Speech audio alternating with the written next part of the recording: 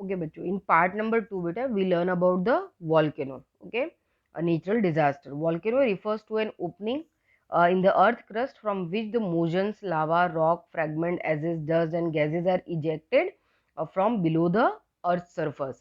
जब volcano erupt होता है बेटा, तो वॉल्केनो के साथ ये जो पर्टिकुलर जितने भी आपको नेम्स दिए हैं, जैसे कि मोशन ऑफ लावा, है ना, मैंने आपको पहले ही समझाया कि वॉल्केनो जो है, वॉल्केनो माउंटेन एक तरीके से बेटा शांत होता है, उसके अंदर बहुत सारी एक्टिविटीज चल रही होती है, लेकिन जब वो बाहर फूट के बाहर निकलता है बेटा, तब हम उसको लावा कहते हैं ना, मोशन लावा, यानी कि मोशन यानी कि मूव करना बेटा. जब लावा स्प्रेड होता है, तो आपको यहाँ पे देखो सेकंड पिक्चर में एक्टिव वॉल्केनो में आपको दिखाई दे रहा है, आपको ऐसा लग रहा है जैसे कहीं पे एकदम फायर बर्न हुआ है, लेकिन ये फायर बर्न अप नहीं हुआ है बेटा. ये लावा जो होता है वो अपने आप में शुरुआती दौर में रेड कलर के एक फायर की तरह दिखाई देता है, काफी हीट लिक्विड पार्ट होता है जो बाहर की तरफ स्प्रेड होता है, बराबर, और उसको ठंडा होने में बहुत लंबा टाइम पीरियड लग जाता है.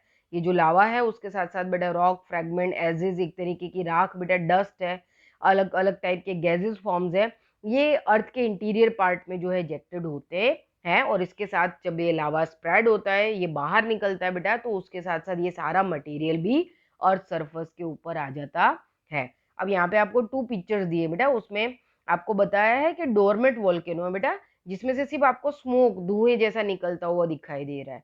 ओके, और है दूसरा जो है बेटा एक्टिव वॉल्केनो है, और इसके अलावा जो थर्ड होता है ना, उसको हम एक्सटिंक्ट वॉल्केनो कहते हैं, जो कि हजारों साल पहले बेटा फट चुके हैं, उसके बाद वो दोबारा कभी भी ब्रोकआउट हुए नहीं. ठीक है, वो निकल कर आए नहीं.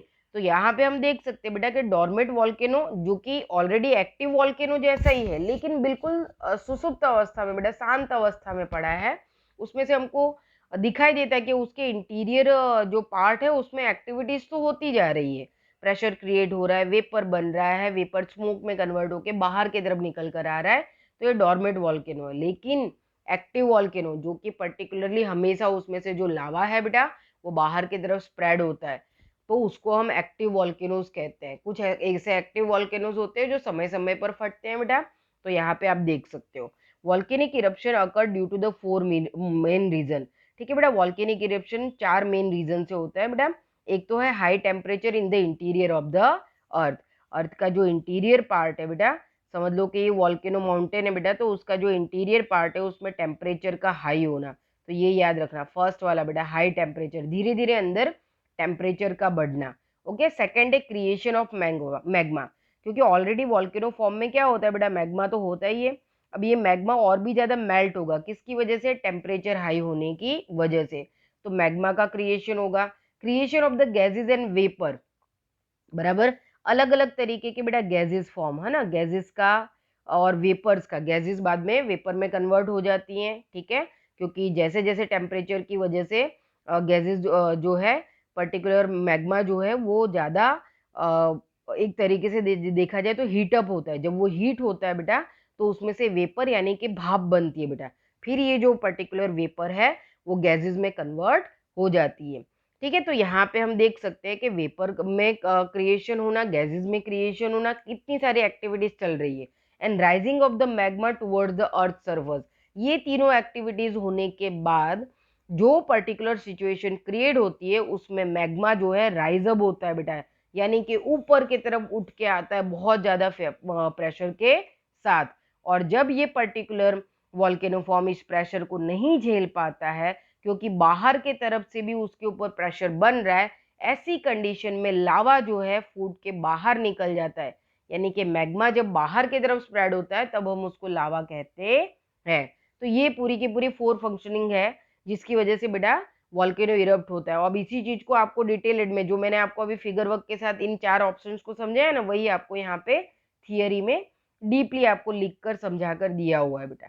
ओके, तो इस पढ़ने से आपको वो पूरी की पूरी अभी जो सिचुएशन मैंने आपको समझाई उसी सिचुएशंस को यहाँ पे बताया गया है. देखो, the magma is pushed upwards by the gases laying under the magma. Secondly, the water percolating through the cracks and opening of the weak rocks surface turns into vapor. बराबर, जैसे कि जो मैग्मा है बेटा वो गैस के pressure की वजह से एक तरीके से पुश्ड आउट होता है, उसमें प्रेशर क्रिएट होता है, जिसकी वजह से ऊपर के अर्थ सरफेस के जो लेयर स्ट्रक्चर होता है उसमें क्रैक बनते हैं, यानी कि उसमें दरारें पड़ जाती हैं। ओके, और वो जो वेपर है वो बाहर की तरफ स्प्रेड होने लगती है। This vapour is full of the pressure owing to lack space and tries to come out with the great force. ये जो पर्टिकुलर वेपर है बेटा, इनको जब बाहर निकलने के लिए जगह नहीं मिलती है, प्लेस नहीं मिलती है, तो ये क्या करते हैं, उस जगह को बनाने के, प्लेस को बनाने के लिए उस क्रैक को बड़ा करने की कोशिश करते हैं, उसको और भी ज्यादा क्या करते हैं, स्प्रेड कर देते हैं, तो जगह बड़ी बन जाती है बेटा। This vapour also causes the magma to rise upwards. ये जो पर्टिकुलर वेपर है बेटा, वो एक तरीके से स्मोक जैसा हमको दिखाई देगा। वो जो भाप है वो और भी ज्यादा प्रेशर क्रिएट करेगी। मैग्मा ऑलरेडी हाई टेम्परेचर की वजह से मेल्टअप हो चुका है, जो बाहर निकल कर आएगा। The gases present in form of the lava as gases rock pieces of the various shape and size। ठीक है, वॉल्केनो के इंटीरियर पार्ट में बेटा जो हम बाहर की तरफ जब लावा निकलता है तो उसके साथ बहुत सारी राख, अलग अलग गैसेस का फॉर्मेशन, पर्टिकुलर कुछ रॉक्स जैसे कि लेपिली, लेपिली के बारे में अभी हम पढ़ेंगे कि लेपिली पर्टिकुलर एक तरीके से बेटा राउंड बॉल्स जैसा होता है, बहुत ही एक तरीके से वो लचीला होता है बेटा, उसको किसी भी शेप साइज स्ट्रक्चर में कन्वर्ट किया जाता है। इस तरीके के पत्थर होते हैं जो इजीली मोल्ट हो सकते हैं, बराबर। तो ऐसे पर्टिकुलर रॉक स्ट्रक्चर्स भी बाहर निकल कर आते हैं। If the amount of the gases and vapour is more and the vent of the earth surface is narrow then the eruption is dangerous. अगर जो है गैसेस का जो अमाउंट है बेटा वो इंटीरियर पार्ट में बहुत ज्यादा है, तो उसकी वजह से वेपर में वो ज्यादा कन्वर्ट होगा और वेपर जो है प्रेशर क्रिएट करेगा, और ये काफी डेंजरस प्रेशर हो सकता है, यानी कि बड़ा वॉल्केनो इरप्शन हो सकता है। But if the amount of the gases is lean and the vent in the broaden along, then the Mojang lava comes out slowly and spread the itself on the surface of the earth। लेकिन अगर उसको नीचे के particular part में बेटा काफी broad और long way मिल जाता है फैलने के लिए, तो वो बाहर की तरफ निकलते समय बेटा मोल्टन लावा यहाँ पे लिखा है कि बाहर की तरफ जब वो कम्स आउट होते हैं, बाहर की तरफ जब निकल के आते हैं, तो वो धीरे धीरे स्लोली अपने आप को स्प्रेड करते हैं। क्यों? क्योंकि उसके पास नीचे के पर्टिकुलर पार्ट में जगह ज्यादा है, बराबर। अगर ये जगह कम होती, समझ में आया ठीक है, यहाँ से ये मतलब समझ लो नैरोवर होता बेटा, तो वो प्रेशर के साथ बाहर निकल के आता जो बहुत डेंजरस होता। लेकिन अगर उसके पास नीचे जगह फैलने की ज्यादा है, तो वो धीरे धीरे बाहर तो आएगा बेटा, लेकिन धीरे धीरे स्प्रेड होगा, जो कि थोड़ा कम डेंजरस होता है, जिससे नुकसान कम होता है। ओके, तो आप इस चीज को समझ सकते हो बेटा। वॉल्केनो को 3 पार्ट्स होते हैं बेटा। There are the 3 types of volcanoes.